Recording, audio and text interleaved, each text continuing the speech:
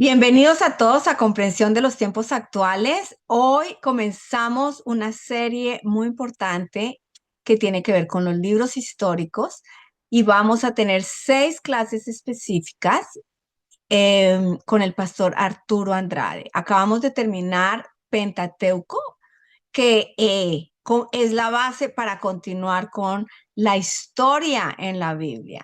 Entonces, damos gracias al pastor Arturo por estas sesiones, por estar dispuesto y vamos a orar. Señor amado, gracias por este tiempo, por tu palabra, por el pastor Arturo, por su vida, por todo lo que has puesto en su mano. Te pido que lo bendigas y bendigas esta clase, Señor, y también te pido que ablades nuestros corazones para recibir palabra fresca para el día de hoy. En el nombre de Jesús. Amén. Bueno, Pastor Arturo, bienvenido. Muchas gracias, Pastora María Inés Garzón. La familia Garzón es una familia muy amada, muy cercana. Dios los bendiga, a Carlos, a Inés. Y estamos aquí en comprensión de los tiempos. Cada vez más importante tener la perspectiva que tenían los hijos de Isaacar allá en el libro de Crónicas, cuando se presentaron como entendidos en estos tiempos. Y eso es lo que necesitamos. Y por eso la palabra de Dios nunca debe faltar en aquel que quiere ser entendido en estos tiempos que vivimos. Y ya avanzando desde el Pentateuco, llegamos a los libros históricos de la Biblia. Bueno, a manera de introducción, esta presentación pues explorará los históricos de la Biblia y vamos a ir desde Josué hasta Esther. O sea, ahí estaremos viendo esto. Bueno, vale la pena mencionar los libros históricos. Los libros históricos empiezan con Josué, entonces es Josué, Jueces, luego sigue Ruth, luego siguen esos dos libros tan amplios que los partieron en dos para nosotros, primera y la segunda de Samuel, primera y segunda de Reyes, primera y segunda de Crónicas, y luego Esdras, Nehemías y Esther. Entonces, dentro de los libros históricos tenemos a dos mujeres que le dan su nombre a los libros. Esto es algo excepcional. Hoy nos parece que la cuota femenina está presente en el Antiguo Testamento, pero cuando se escribían estos libros, que una mujer fuera la que le diera el nombre a un libro de la Biblia, bueno, eso solo Dios es el que puede hacer estas cosas. Si lo hubieran hecho humanos, seguro que no las incluyen como parte de los autores o personas que le dan su nombre a libros de la escritura. Entonces, en los libros históricos tenemos a dos mujeres, Ruth y Esther. Historias muy bonitas, además, muy conocidas. No hay evento de damas donde no mencionen a estas mujeres y a otras de la Biblia, pero especialmente estas dos. ¿Y por qué se llaman históricos? Bueno, se llaman históricos porque el estilo en que son escritos es narrativo. Es un estilo en el que uno va escuchando cómo se desarrolla el relato, la narrativa, los personajes, la geografía, las posiciones.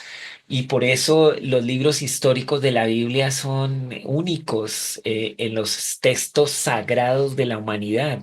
Y también son libros con tanta riqueza para la cultura, para los arqueólogos, para todas las personas que están revisando continuamente los temas de la historia y entonces a veces solo encuentran en estos libros alguna perspectiva para poder llevar a cabo sus investigaciones. Por ejemplo, cuando encontraron a Jericó, los antropólogos y los arqueólogos estaban en una gran discusión sobre esta ciudad, esta civilización y básicamente la Biblia fue la que les sirvió de base en la investigación para poder recrear como la historia de esta ciudad de la antigüedad. Así que la Biblia no solo le aporta a los creyentes, le aporta a ciencias como la arqueología, la antropología, que tratan de encontrar en las culturas antiguas una explicación. Entonces,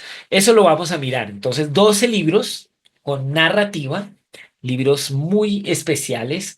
Los vamos a tener en estas conversaciones en dos etapas, 6 sesiones, 2 etapas. Mucho que decir, mucho se quedará por ahí en el camino, pero también el anhelo es que usted encuentre tanto sabor en esta presentación, que lea con atención las historias de los libros históricos. Así que anímese a esto.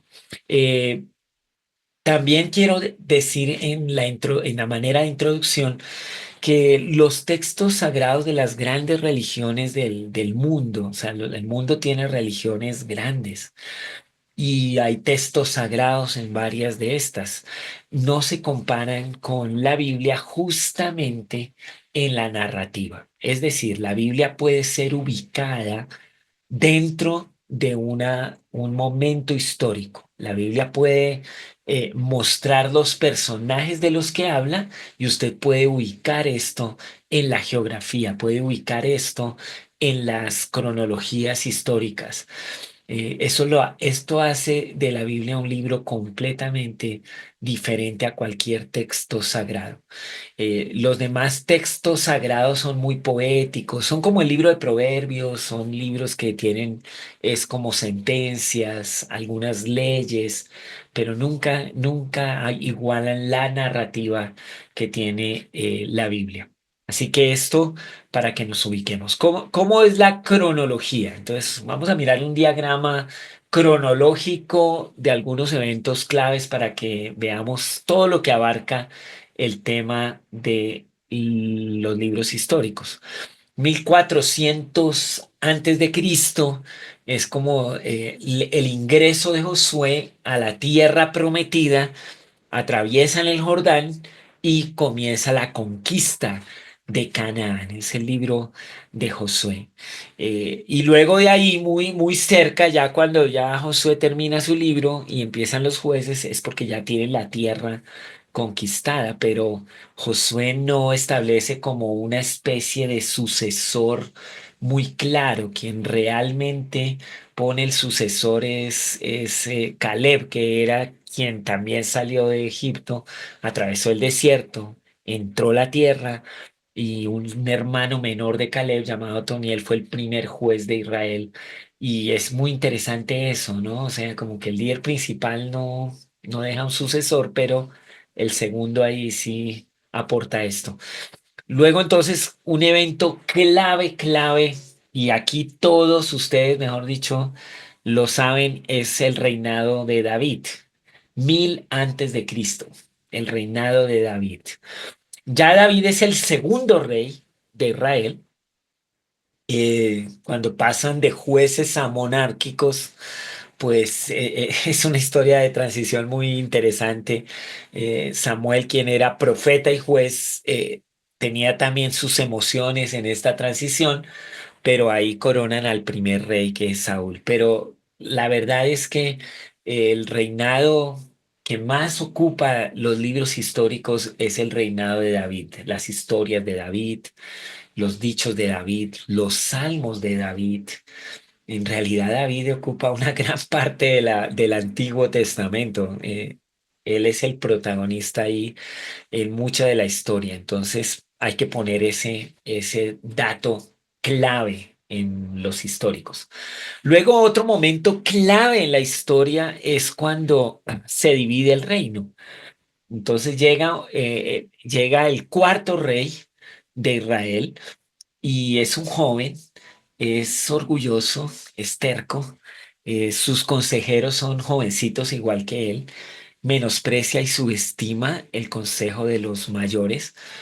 Y claro, este joven Roboam, en cambio de tener una sensibilidad al legado, comete los errores de principiante en el liderazgo. Pues no se dejó enseñar porque la verdad había tenido ya las historias de David como líder, y entonces se divide el reino. ¡Qué tragedia! Ya Israel no es uno solo. Ahora tenemos el reino de Israel, el reino del norte, y tenemos el reino del sur llamado Judá. Y usted comienza a mirar. en los libros históricos como ahora en el libro de Reyes y en el libro de Crónicas, que son a veces muy paralelos, comienza a tener una cantidad de reyes por la línea del norte y una cantidad de reyes por la línea del sur. Reyes para Israel, reyes para Judá. A veces un poquito complejo cuando uno está leyendo porque la historia va haciéndolo y simultáneamente. Pero luego, pues obviamente, el reino del norte, por su idolatría y como juicio de Dios, vienen las cautividades, cautividades muy difíciles y digamos Samaria y toda la región del norte fue arrasada, conquistada, cautivada y repoblada. Y bueno, básicamente ahí es donde tenemos una gran pérdida de las tribus de Israel. Y solo el reino del sur se mantiene como todavía la pureza del, digamos, del linaje de Abraham y lo llaman Judá porque principalmente o la tribu más representativa y grande en el sur era la tribu de Judá, la tribu del rey David. Y entonces ahí está Judá, algunos benjaminitas, de donde viene el apóstol Pablo, por ejemplo, y algunos levitas, porque ellos sí andaban por todo el territorio, pero solo queda el reino del sur, que también fue cautivado, eh, sí, esclavizado, invadido por los babilonios. Eso está ahí en el 586 antes de Cristo. Ellos son invadidos. Y el profeta Jeremías, y eso lo veremos en estas noches y en lo que sigue, pues veremos la relación de los profetas con los históricos, porque realmente las profecías, los libros proféticos, no tienen sentido si usted no los enmarca dentro de la historia de Israel. Por eso, entender los libros históricos, cuando tú comprendes los históricos y tienes claridad de los reinos, de las cronología, de la cronología, cuando comprendes como estos básicos, entonces cuando lees Jeremías, por ejemplo, tiene mucho sentido. Jeremías era el profeta cuando el exilio babilónico, era el profeta que Dios usó para advertir a Israel que por 70 años estarían cautivados. Y es Daniel, el otro profeta, el que se lo llevan jovencito para Babilonia, el que está orando y leyendo la escritura, qué interesante. Y dice, yo estoy haciendo las cuentas, será un profeta muy viejito ya, Daniel, y dice, yo estoy haciendo las cuentas de cuando fuimos cautivados y estoy escuchando lo que decía Jeremías y yo creo que ya se cumplió el tiempo. Y entonces comienza a orar y a decir, Dios, ayúdame a comprender lo que veo en la profecía de Jeremías y lo que yo entiendo de los tiempos. Mira, hablando de comprensión de los tiempos, un hombre mayor, un anciano profeta, muy influyente en una que no era su tierra, orando que Dios le siguiera dando comprensión de los tiempos. Qué impresionante, qué testimonio. Y Dios, esa es una historia muy bonita porque ahí en el libro de Daniel dice que Dios le contesta su oración y envía un ángel a darle la respuesta, solo que hay oposición y después de 21 días ayunando, esperando, un hombre mayor, un hombre anciano que lee la Biblia, que quiere comprender los tiempos, ayunando. Y ahí Dios llega al ángel y le dice, la respuesta salió el mismo día que usted clamó. Y tiene razón, Daniel. El tiempo se ha cumplido. Se terminó la cautividad. Y bueno, era su gozo saber eso. Luego vienen y llegan los que siguen la reconstrucción del templo. Ahí tenemos los libros de Esdras, Nehemías, la reconstrucción del templo, año 515, como 70 años después del exilio. Y la reconstrucción de Jerusalén, o sea, reconstrucción del templo y la reconstrucción de la ciudad de Jerusalén con Nehemías, o sea, Esdras, Nehemías, y ese fue el orden. Vamos primero a poner el templo y luego a reconstruir la ciudad, las murallas, todo esto, que se lee en esos libros. Estas, digamos así, a través de eventos claves, como un diagrama cronológico de lo que vemos en los históricos. Y obviamente algunos de estos personajes pues son muy amados por la iglesia hoy. Muchas de las historias que tenemos del Antiguo Testamento en los históricos pues todavía nos hablan hoy, nos invitan a la obediencia y a la aplicación, como veremos en algunas de las historias que estaremos comentando en estos tiempos. Bueno, ¿cuál era el contexto cultural y geográfico? Ya con el diagrama pudimos mirar algunas cosas, pero ahí es donde ciudades como Canaán, Israel, Judá, Babilonia, bueno, son la geografía de eso. ¿Existen hoy? Claro, Babilonia está ubicada hoy en el Medio Oriente, es como lo que tiene que ver con Irak, esa es la parte de Babilonia. Los persas que fueron después de los babilonios es lo que tiene que ver hoy con Irán. O sea, los persas modernos se llaman Irán. Los babilonios modernos están ubicados en Irak.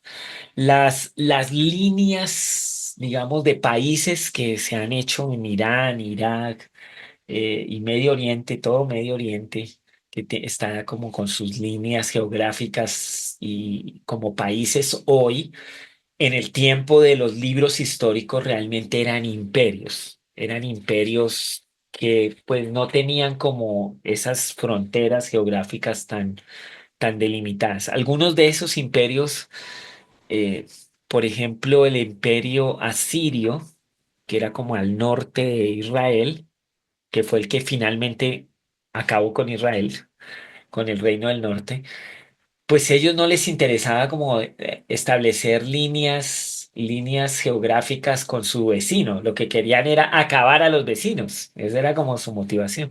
Pero digamos, el imperio babilónico le interesaba más el tributo de los pueblos. Entonces se llevaba a los nobles como una garantía y dejaba a la gente en el lugar para que tributaran al imperio. Bueno, Babilonia, por nada, por mucho, digamos, por mucho, en la historia de los imperios, Babilonia es el imperio superior. O sea, dicen los historiadores que antes de Babilonia y después de Babilonia nunca ningún imperio ha alcanzado tal esplendor y tal estructura y ningún rey o emperador ha sido tan influyente y como tan estructurado como Nabucodonosor. Y el privilegio nuestro es que podemos leer su historia en la Biblia y entender por qué era un imperio tan poderoso y tan fuerte. Entonces, Canaán es el escenario principal en los primeros eventos claves y Babilonia es el siguiente lugar geográfico clave en la historia, en los libros históricos. Entender este contexto, las costumbres y las prácticas religiosas, pues nos ayuda a interpretar los textos. Esto es lo que se llama exégesis. Cuando nosotros comprendemos las costumbres, los usos, las prácticas, los idiomas, entonces podemos interpretar mejor. Para eso remítase a los cursos de comprensión de los tiempos que tienen que ver con exégesis, que tienen que ver con hermenéutica. Ahí usted podrá profundizar más esto. Pero solamente un dato esencial. A los israelitas generalmente también los llamaban hebreos, los hebreos. Y los hebreos eran todas las tribus de Israel. Y los llamaban hebreos por la lengua, o sea, lo que compartían en común todas las tribus de Israel es la lengua hebrea. Entonces, cuando usted escucha que se habla de los hebreos hasta el día de hoy, es porque se está haciendo referencia a la lengua que hablan en Israel, hebreo.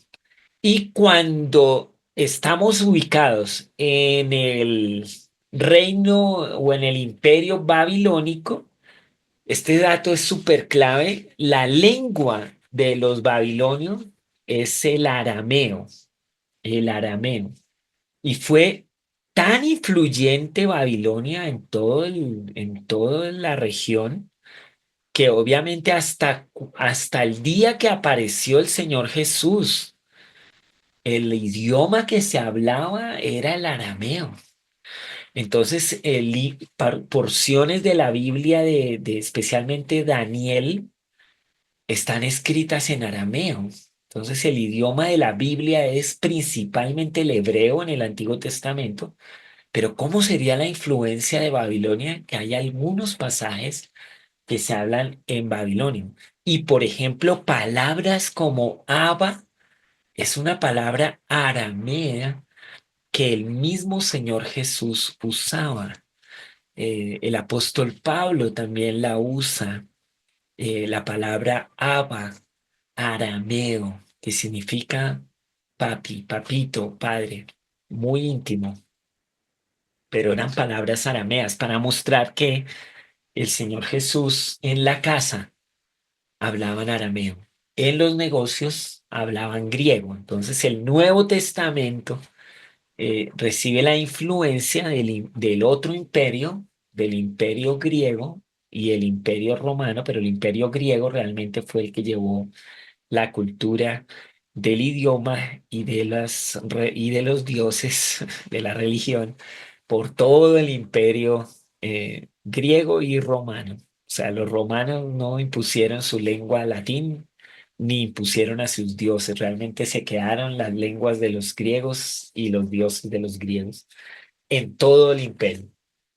Entonces, por eso tenemos el Nuevo Testamento escrito en griego. Bueno, son detalles importantes para la exégesis. O sea, y ese fue el primer ataque real a la Biblia, cuando Babilonia invadió y le impuso el idioma arameo a todos, el hebreo casi se extingue. Imagínate, ya no se iba a hablar hebreo, entonces íbamos a tener una cantidad de libros de la Biblia que hubiéramos perdido la lengua y no hubiéramos sabido qué se escribió porque se estaba perdiendo. Y cuando el Esdras y Zorobabel llegan a Jerusalén y comienzan a leer las escrituras en hebreo, tenían que al mismo tiempo tener unos intérpretes para decirlo en arameo porque no se podía comprender el idioma, pero se sostuvieron en las palabras de la Biblia hasta que el hebreo volvió a ser la lengua principal de Judá. Entonces, estos son datos muy interesantes en la historia y en la narrativa de estos libros y en la exégesis de estos libros. ¿Qué temas centrales vemos en estos libros históricos? Ahora, recuerda que esto es un vistazo panorámico. Mañana estaremos viendo ya detalles de algunos de los libros, pero aquí tenemos que verlos como todos en su conjunto. Por eso esta sesión o esta presentación es libros históricos. Estamos tratando de verlos en su totalidad, pero estamos hablando de bueno, como 1000 años de historia aquí desde que Josué entra hasta que reconstruyen Jerusalén, como 1000 años de historia en estas presentaciones. Pero, ¿cuáles son los temas centrales de los libros históricos? Si pudiéramos ver, ahora usted puede leer los libros y encontrar sus temas centrales. Pero yo te voy a proponer estos cuatro temas centrales, muy importantes para que nosotros los tengamos en cuenta. La fidelidad de Dios es un tema central. ¿Cumple Dios sus promesas? Israel no fue fiel todo el tiempo. Israel encontró en la idolatría unos escapes muy fuertes. Y aún así, Dios cumplió su promesa. Él le prometió a Abraham. y le cumplió, aunque el pueblo no era fiel, aunque se olvidaban de él, aunque resistían su llamado, aunque apedreaban a sus profetas. Y aún así Dios se mantuvo fiel, ¿no? Esa es una de las, mejor dicho, de las lecciones y de las más fuertes temas en el libro de los históricos. Pero también al mismo tiempo que tú ves la fidelidad de Dios, pues se hace evidente el pecado y la desobediencia. O sea, entre más era fiel Dios, más se exponía el pecado y la desobediencia. Y yo te voy a decir algo, hermano, yo te voy a decir algo, cristiano. Tú que me estás escuchando a esta hora con atención, el pecado y la desobediencia siempre traen consecuencias. ¿Cuándo trae consecuencias? Siempre. Algunos creen que pueden resultar en ser una excepción a la desobediencia, y que pueden como involucrarse con el pecado y son la excepción para recibir una consecuencia o un resultado de eso. Pues mira, lee los históricos y te vas a dar cuenta que por mucho que amaba Dios a este pueblo, no, no, no impidió que las consecuencias de sus acciones recayeran sobre ellos. Y claro, cuando tú lees los libros históricos, como me decía una persona, me decía, no, es que yo leer el Antiguo Testamento, tanta muerte, tanta, yo le decía, lo estás leyendo mal. Tú deberías leer es tanta consecuencia, tanta visión de lo que sí es y aún así fallar en hacer lo que a uno quiere. O sea, claro que eso lleva consecuencias. No debes leer el libro desde el lado del juicio, tienes que leerlo desde el lado de la justicia. O sea, yo sabía, yo lo hice, recibo un castigo, recibo una consecuencia, recibo fruto. El exilio, eh, digamos, los dos exilios, la destrucción del norte y el exilio del sur, ejemplos de que el pecado y la desobediencia traen consecuencias. Sin embargo, también nosotros como tema central miramos la humanidad y su liderazgo. Hubo liderazgo justo en Israel. O sea, cuando el pueblo clamaba, cuando el pueblo pedía, cuando el pueblo se arrepentía, sabes que la respuesta de Dios, claro que era de perdón, claro que era de restauración, pero lo interesante, la respuesta de Dios era proveerles un líder justo. Haz la relación. Un pueblo que se aleja, un pueblo que se endurece, un pueblo que desobedece. ¿Cuál era su siguiente consecuencia? Unos líderes muy severos, muy injustos, muy maltratadores, muy abusivos. Lea la historia de Acab y su bella esposa Jezabel. No, eso es ese, pero no era, no, ¿cómo llegaron a tener esos líderes? Bueno, mira cómo era ese pueblo. Pero se arrepentían, pedían a Dios perdón, clamaban, se daban cuenta que lo habían hecho mal, que tenían que volver su camino. Y como respuesta de Dios, uy, venían unos líderes piadosos, unos líderes justos, sabios, unos líderes entendidos y los llevaban a un buen lugar. O sea, el liderazgo justo y la importancia de líderes piadosos, eso también lo ves como tema central en el libro histórico.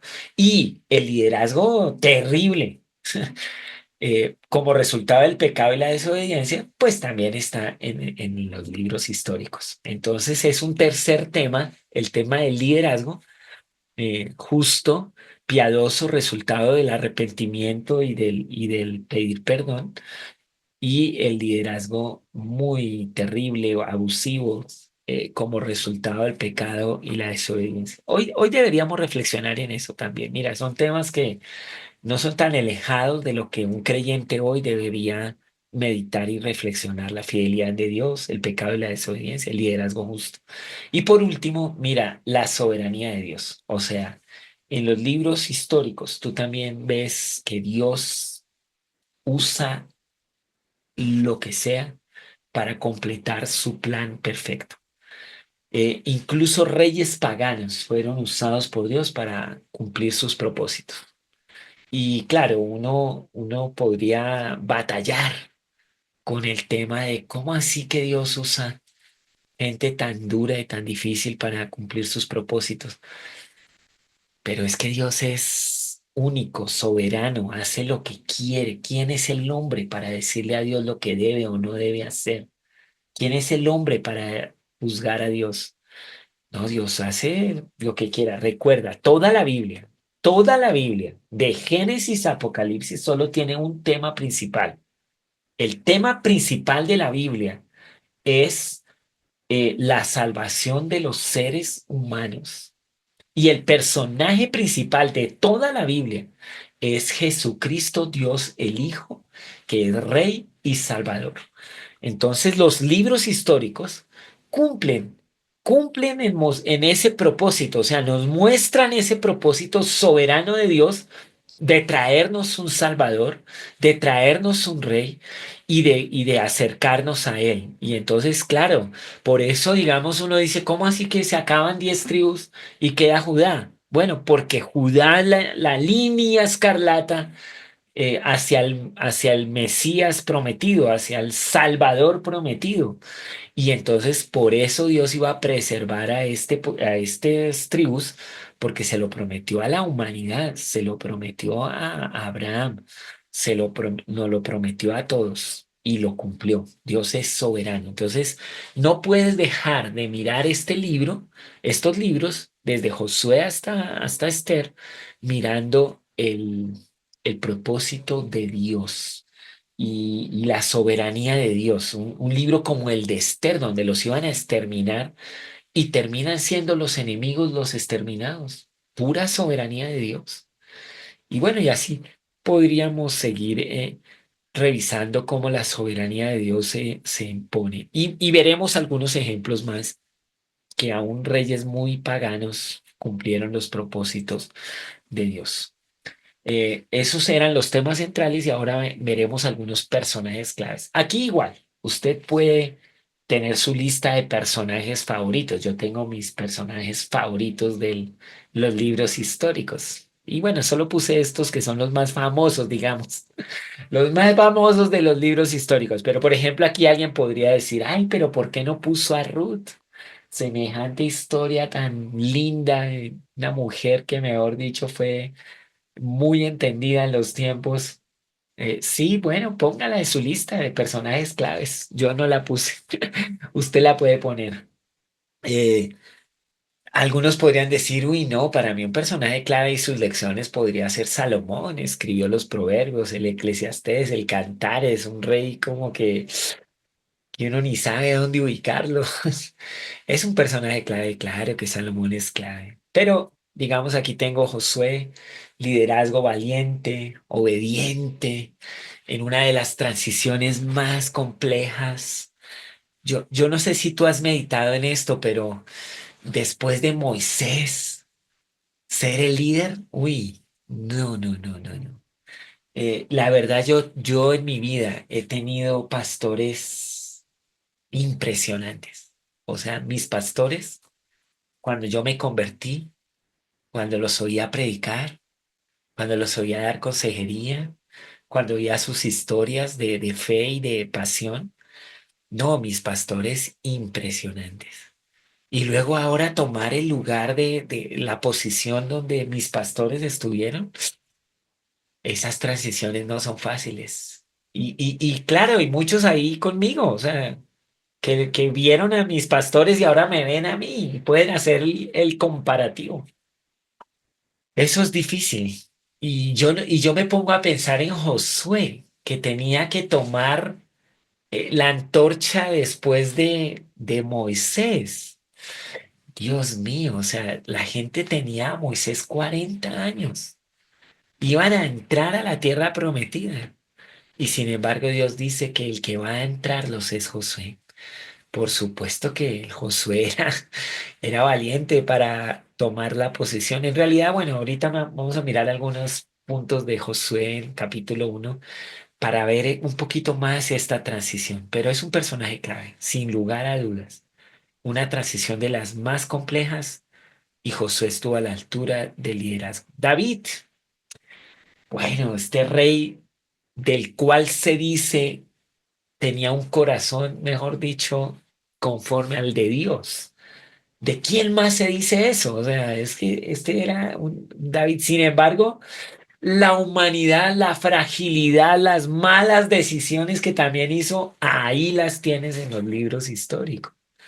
Y luego arrepentido, buscando la misericordia de Dios. No, o sea, David es de verdad el personaje con el que cualquiera de nosotros, hombre o mujer, puede identificarse en su humanidad, en su relación con Dios, en su debilidad, en su fragilidad, pero también en sus dones y en sus habilidades sometidas a Dios y a su propósito. Bueno, y las luchas, ¿no? Un día alguien me animaba a leer la Biblia encontrando y meditando un poco en las emociones que vivían los personajes. Y por ejemplo, cuando David peca y, y el juicio de Dios viene y le dice que su hijo va a morir, su primogénito con Betsabé. Y claro, yo leía esa historia, pero cuando me invitaron a leer como tratando de tener una empatía con las emociones, yo decía, wow, cómo lo convulsionaba a David saber que sus decisiones traían muerte, muerte real a su hijo. Esto muy difícil. Y ahí está la historia.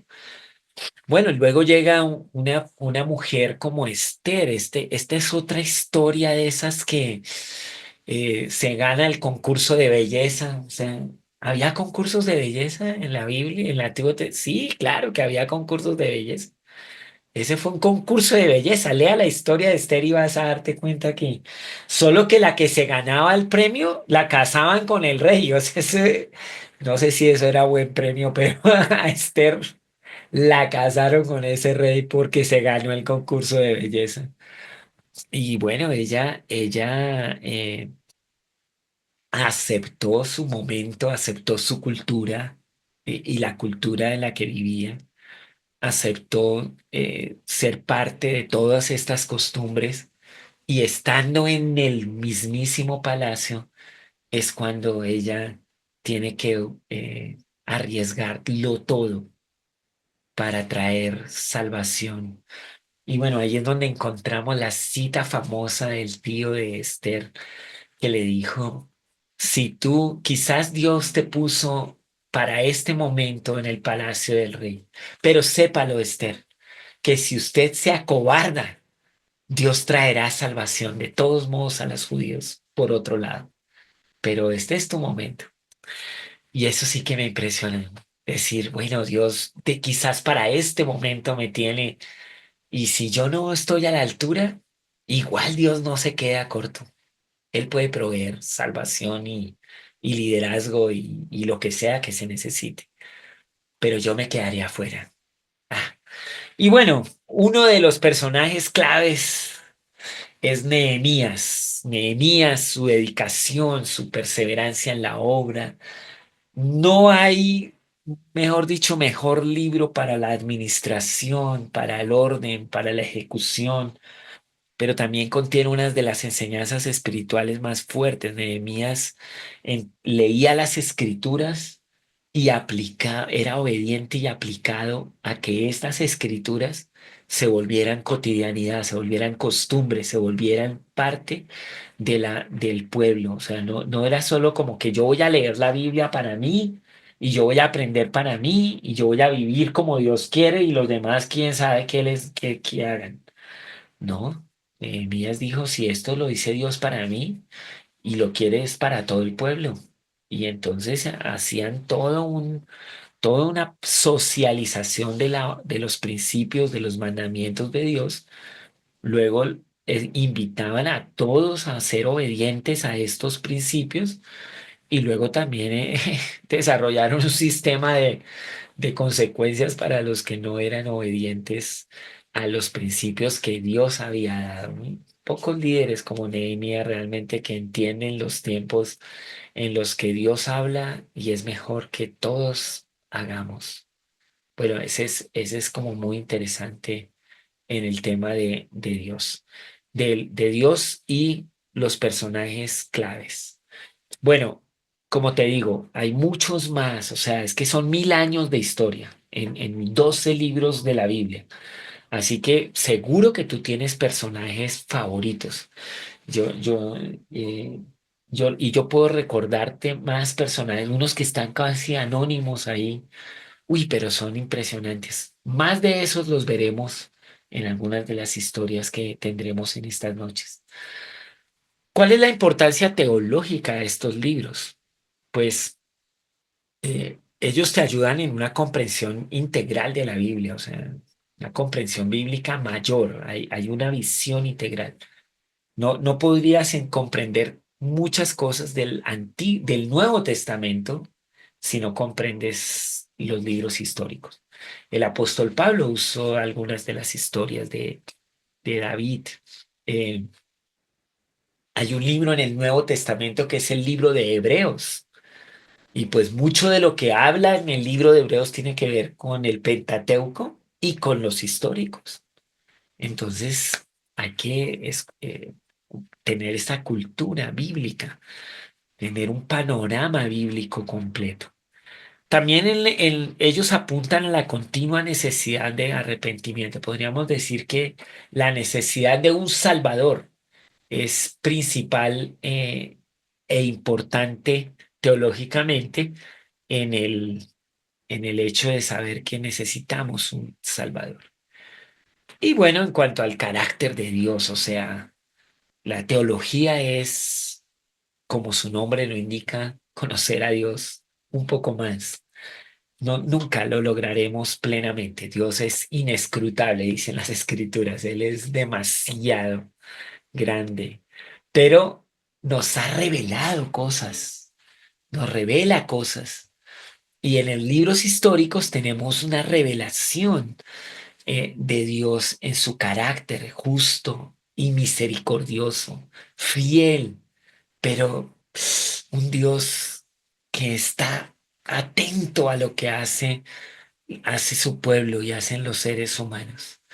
El plan de Dios para la humanidad, ahí está cumpliéndose en el desarrollo de la historia de Israel, de la historia de Judá, a través de sus personajes y las dificultades o circunstancias que enfrentaban cada día. Así que los libros históricos también son de una gran importancia teológica. No solamente los evangelios, pero también estos libros revelan mucho de Dios y cuando tú lees estos libros con la intención de buscar cómo es Dios, te vas a sorprender de la riqueza teológica que puedes encontrar en estos libros. Acabamos de terminar el Pentateuco, o sea, después del Pentateuco siguen los históricos. Entonces, ¿qué relación tienen estos libros con el Pentateuco? Pues uno, establecen una identidad. O sea, recuerda que en el Pentateuco es donde Dios dice que va a hacerse un pueblo y le da promesa a Abraham y todo comienza con un hijo, con un hijo prometido. Y recuerdas, o sea, si alguien puede contar las estrellas o las arenas, podrá contar tu descendencia. Abraham, bueno, en los libros históricos, wow, ya son promesas cumplidas. Es un pueblo grande, innumerable. Se establecen en la tierra. En el Pentateuco llega la ley.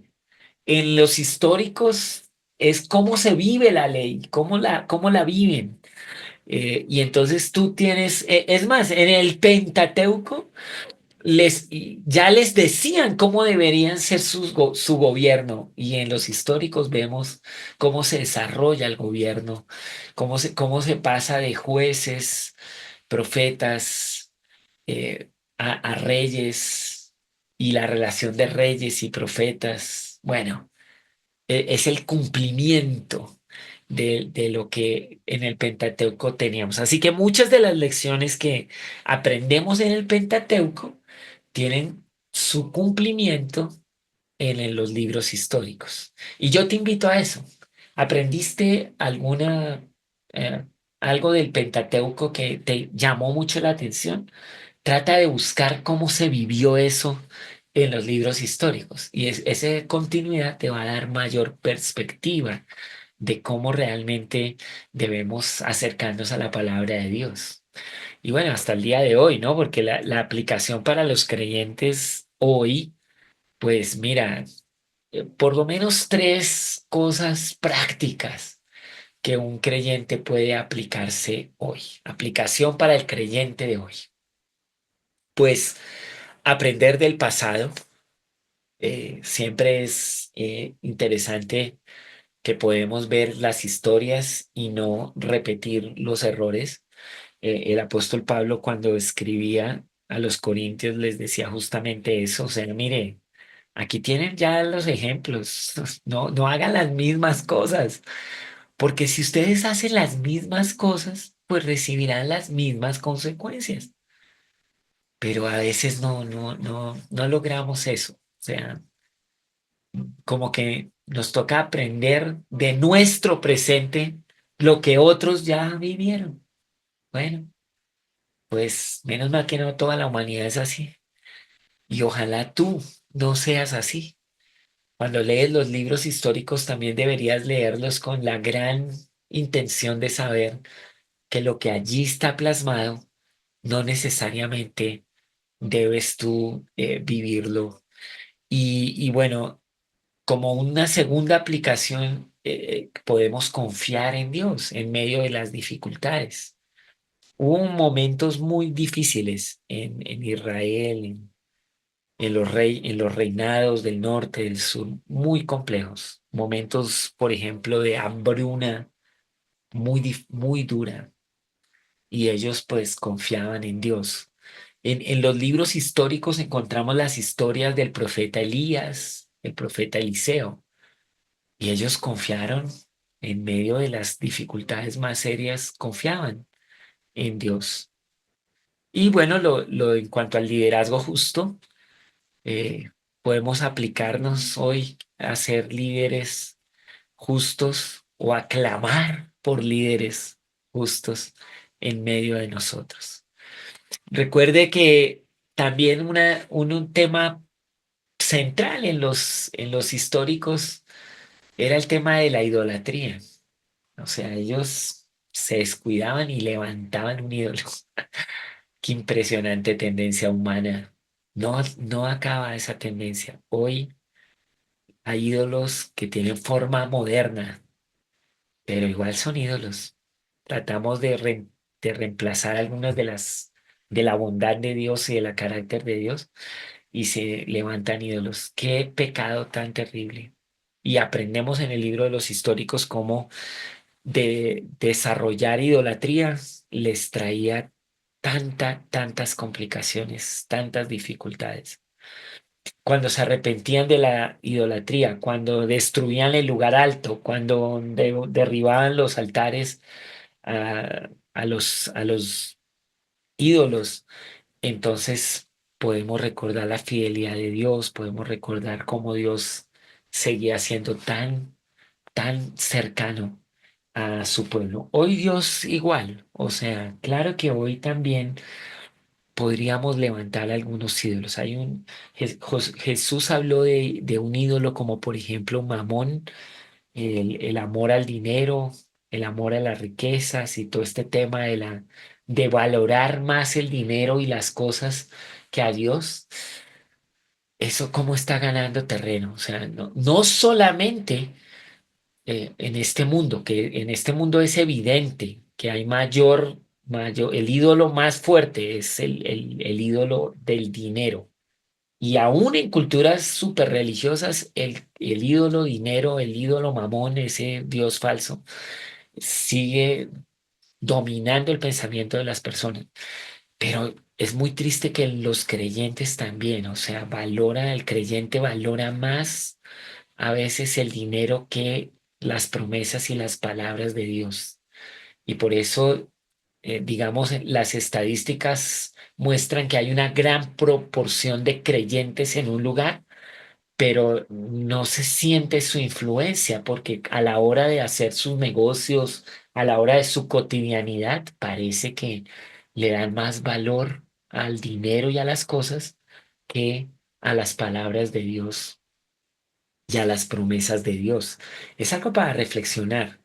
O sea, uno tiene que reflexionar en eso, porque hay que evitar la idolatría y sus formas modernas. Y cada uno debería pedir a Dios que se examine. La Santa Cena, la Santa Cena está diseñada y establecida por Dios para que nosotros cuando estemos, digamos, cuando estemos ahí en la Santa Cena, podamos nosotros examinarnos a nosotros mismos. Y mucho de este examen tiene que ver con, ¿será que Dios sigue siendo mi único Dios? ¿Será que Dios es mi única provisión en este mundo? ¿O será que yo estoy levantando por ahí algún ídolo en mi vida? Le confío más a otras cosas o personas o instituciones o sistemas que lo que le puedo confiar a mi Señor, a mi único Dios, a mi Salvador y Rey. Bueno, es un momento de autoexamen. La próxima vez que llegues a la Santa Cena, pregúntate esto, pregúntale al Espíritu Santo, Espíritu de Dios, ayúdame a entender si de verdad estoy en lo que es o no. En la transición de Moisés a Josué, eh, quiero leerles el primer capítulo de Josué, primer libro histórico, primer capítulo. Vamos a mirar algunos de los personajes claves y vamos a mirar algunas de las historias claves de los libros históricos, algunas muy famosas, otras de pronto desconocidas o no tan populares, digamos. Josué capítulo 1 dice así: Después de la muerte de Moisés, siervo del Señor, el Señor habló a Josué, hijo de Nun y ayudante de Moisés. Le dijo: Mi siervo Moisés ha muerto. Por lo tanto, ha llegado el momento de que guíes a este pueblo, a los israelitas, a cruzar el río Jordán y a entrar en la tierra que les doy. Estos versículos son el enlace entre Deuteronomio y todo el Pentateuco, todo el tema de la ley, todo el tema de los padres y la constitución de Israel como nación, y ahora la llegada a una tierra prometida. Porque imagínate, Éxodo, Levítico, Números y Deuteronomio ocurren en el desierto. O sea, esos cuatro libros del Pentateuco, cuando se da la ley, cuando tienen la convivencia en el desierto, cuando entienden quién es Dios y ven a Moisés liderarlos, cuatro libros ocupan los 40 años de Israel en el desierto. Ese es el Pentateuco. Y Génesis, que obviamente pues es el libro, el libro de los orígenes, el que cuenta todos los comienzos. Y ahora estos versículos, después de la muerte de Moisés, siervo del Señor, el Señor le habla a Josué. Estos versículos son la transición de pasar del Pentateuco a los libros históricos y comenzar una nueva temporada entre la relación de Dios con el pueblo de Israel. Y es la temporada de la tierra prometida. Todo lo demás que viven, imagínense, los siguientes 1000 años, desde Josué hasta Esther se vive en esa tierra prometida. Bueno, eso es interesante, ¿no? 4 libros, 40 años en el desierto, 12 libros, 1000 años en la tierra prometida, pero con todas las complejidades que ellos vivieron, hasta que los echaron de ahí, en el libro o regresaron, perdón, hasta que los echaron y regresaron a la tierra prometida. Ahí estamos, ahí está la historia. Ahora, ¿qué le dice Dios a Josué para ayudarlo en esta transición? Josué sale de Egipto, camina al desierto, solo tiene un líder que es Moisés y ahora le toca el liderar. Entonces Dios le dice, te prometo a ti lo mismo que le prometí a Moisés, que donde quiera que pongan los pies los israelitas, estarán pisando la tierra que les he dado, desde el desierto del Negev al sur hasta las montañas del Líbano al norte, desde el río Éufrates al oriente hasta el mar Mediterráneo al occidente, incluida toda la tierra de los hititas, y nadie te podrá hacer frente mientras vivas, pues yo estaré contigo como estuve con Moisés. No te fallaré ni te abandonaré.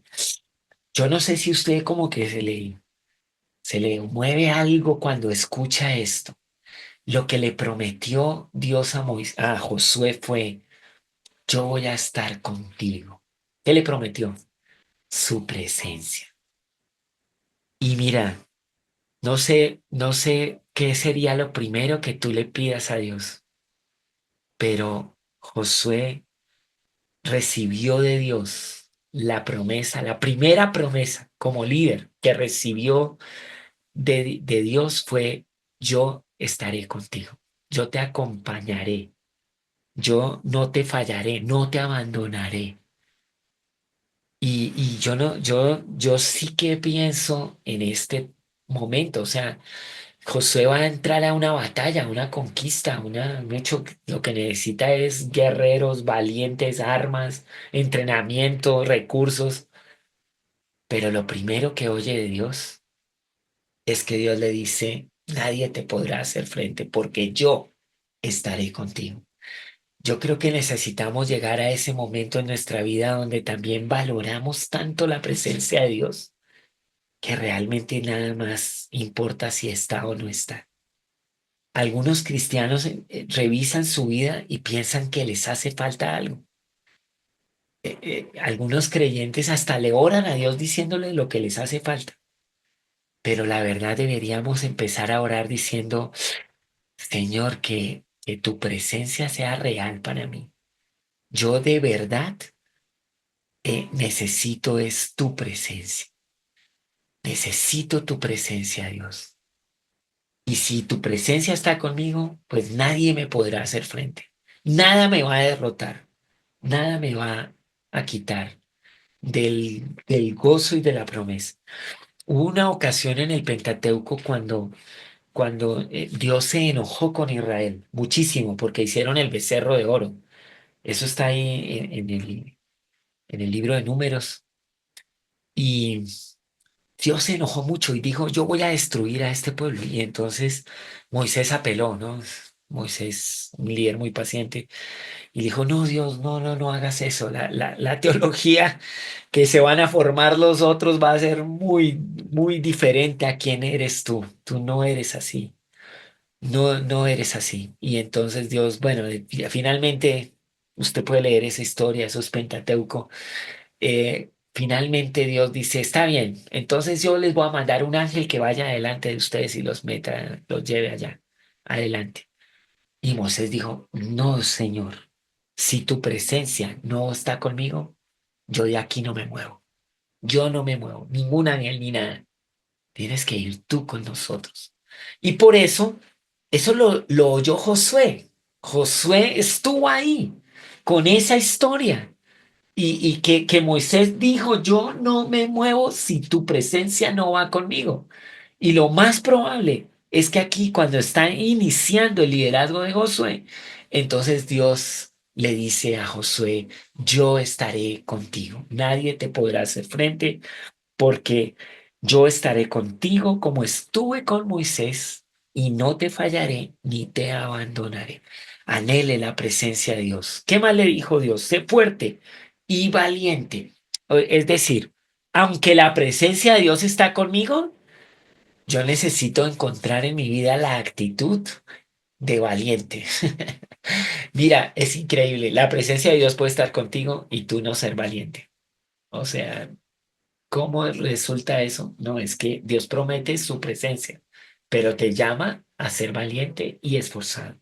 Sé fuerte y valiente, porque tú serás quien guía a este pueblo para que tome posesión de toda la tierra que juré a tus antepasados que les daría. Sé fuerte y muy valiente. Ten cuidado de obedecer todas las instrucciones que Moisés te dejó. No te desvíes de ellas ni a la derecha ni a la izquierda. Entonces te irá bien en todo lo que hagas. Bueno, entonces mi presencia está contigo, le dice Dios, pero tú tienes que ser fuerte, tienes que ser muy valiente en dirigir a este pueblo y en hacer los mandamientos que ya sabes. Hermano cristiano, es que para Josué fue así y para mí y para ti es igual. O sea, la presencia de Dios está conmigo, pero igual yo tengo que tener una actitud de valentía y de esfuerzo y de fortaleza para hacer el llamado de Dios. No, no podemos solamente decir que Dios está conmigo y todo ya va a organizarse. Es que no, Dios está conmigo y yo estoy ahí haciendo lo que me toca. Estoy viviendo esta vida. Estoy cumpliendo el llamado. Entonces le dice, tú serás quien guía a este pueblo. Ese era el llamado para Josué. ¿Cuál es tu llamado? Cumple tu llamado y no te desvíes del mandamiento, cumpliendo tu llamado. Y mucho cristiano tiene el llamado, tenemos el llamado de proclamar a Jesús como Rey y Señor, el llamado a discipular, el llamado a ser testigos de nuestro Dios en medio de donde sea que estemos. Tú tienes un llamado y Dios te dice a ti, oh, yo estoy contigo, pero tú tienes que ser fuerte y valiente ahí donde estás en tu llamado. Tal vez algunos tienen que oír esto de ser fuerte y valiente ahí en la familia donde tú vives, con tu cónyuge, con tus hijos, fuerte y valiente, Dios está contigo. Algunos tienen que oír esto y decir, bueno, tienen escucharse fuerte y valiente allá en tu trabajo. Dios está contigo cada día allá en ese lugar de trabajo, pero tú tienes que ser fuerte y valiente y cumplir el propósito para el cual Dios te tiene allí, fuerte y valiente. Y así podríamos seguir con toda la historia de fuerte y valiente. O sea, estás en la función pública, sé fuerte y valiente. Dios está contigo, no te desvíes de su mandamiento. Eres un empresario, sé fuerte y valiente. Eres un académico, sé fuerte y valiente. Dios está contigo. Y claro, ¿por qué le dice que sea fuerte y valiente? Porque pues es que van a la batalla, no van a de vacaciones, van a la batalla. Si no se lleva la actitud que es, pues aunque la presencia de Dios vaya con nosotros, no lo vamos a ver. Es este versículo 8 que es de los más famosos. Estudia constantemente este libro de la ley. Medita en él de día y de noche para asegurarte de obedecer todo lo que allí está escrito. Solo entonces prosperarás y te irá bien en todo lo que hagas. Mi mandato es, sé fuerte y valiente, no tengas miedo, no te desanimes, porque el Señor tu Dios está contigo donde quiera que vayas. Versículo 8 y 9 de Josué es básicamente la promesa que todos deberíamos anhelar. ¿Por qué le dice Dios a Josué que medite de día y de noche? Pues porque era tan humano Josué como tú y yo. Frente a un desafío tan grande, había noches que se le escapaba el sueño a Josué. No sé si a usted le pasa. pero frente a un desafío que viene, ¿a dónde se queda el sueño en las noches? No se puede dormir muy bien. Gana la preocupación, gana la ansiedad, ganan esas emociones en la noche. Eh, Porque pues, y algunos me han dicho, no, lo que pasa es que en el día como que uno hace, pero en la noche uno está en espera y entonces se les va el sueño. Y claro, para algunos ya esto se ha convertido en un tema difícil porque estamos diseñados para dormir en las noches y movernos con fortaleza y valentía en los días. Seguro que a Josué le pasaba eso mismo. Él recibe la instrucción, el llamado, tiene a todo el pueblo, todos lo miran. Y ahora llega la noche y él dice, ay, ¿yo qué voy a hacer? ¿Yo qué voy a hacer? ¿Yo qué voy a hacer?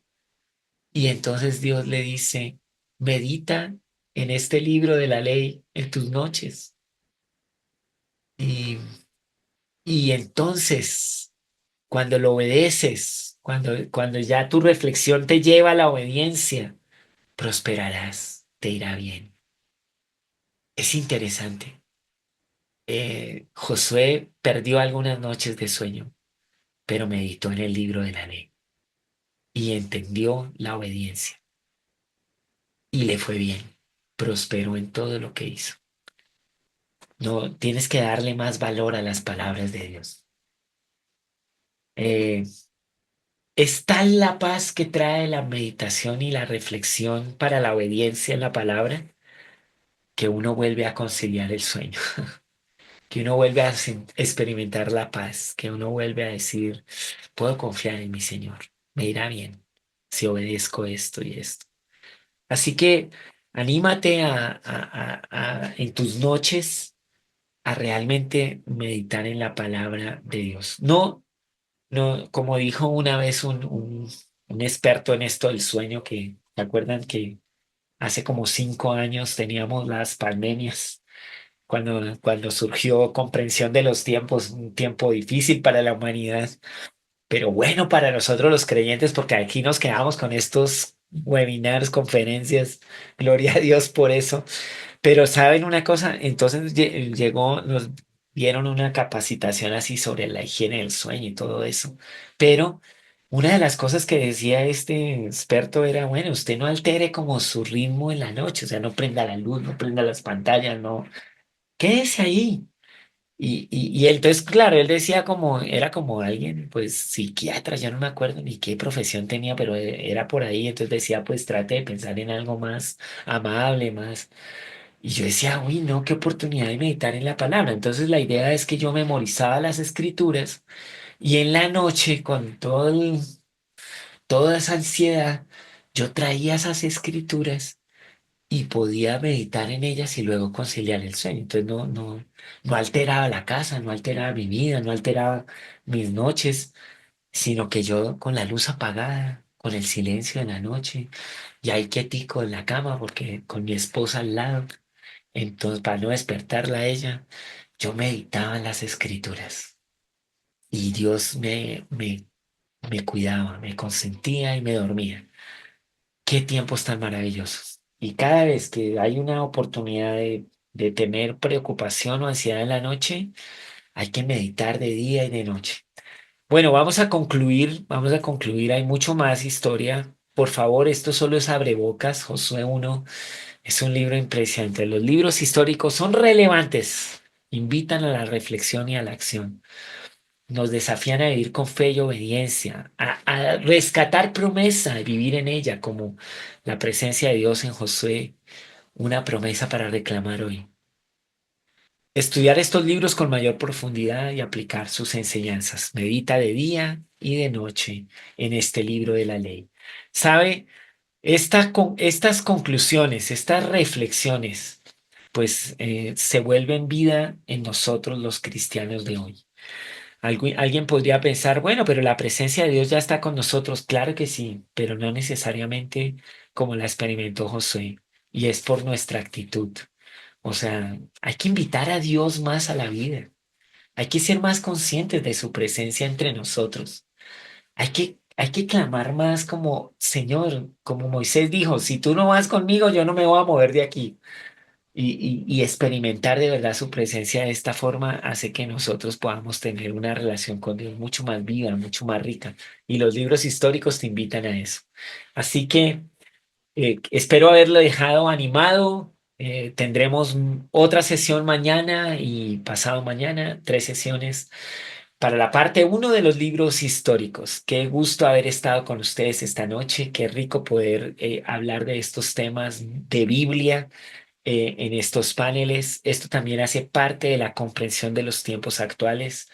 No nos creamos que lo que vivimos en el siglo XXI no lo ha vivido la historia de la humanidad, lo hemos vivido sin tecnología tal vez, sí, pero el corazón igual, el mismo, la misma humanidad necesitada de Dios y su salvación en Cristo Jesús. Que Dios les bendiga.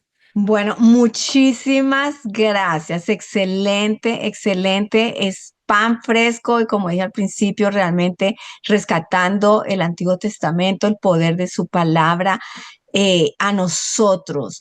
Es para hoy y es para animarnos, consolarnos, edificarnos, exhortarnos. Es la palabra de Dios y tenemos mucho que aprender. Por eso le estamos dando este tiempo en comprensión de los tiempos. Entonces, que el Señor les bendiga y recuerde, póngale un me gusta, compártalo con otros, hagamos que este mensaje sea propagado a través de toda la tierra. También les recordamos, este ministerio avanza por medio de donaciones y gente generosa como ustedes. Entonces, si esto es de bendición, también le animamos que vaya a nuestra página web y ahí hay cómo donar y apoyar este ministerio. Entonces, que el Señor les bendiga y nos vemos en la próxima sesión.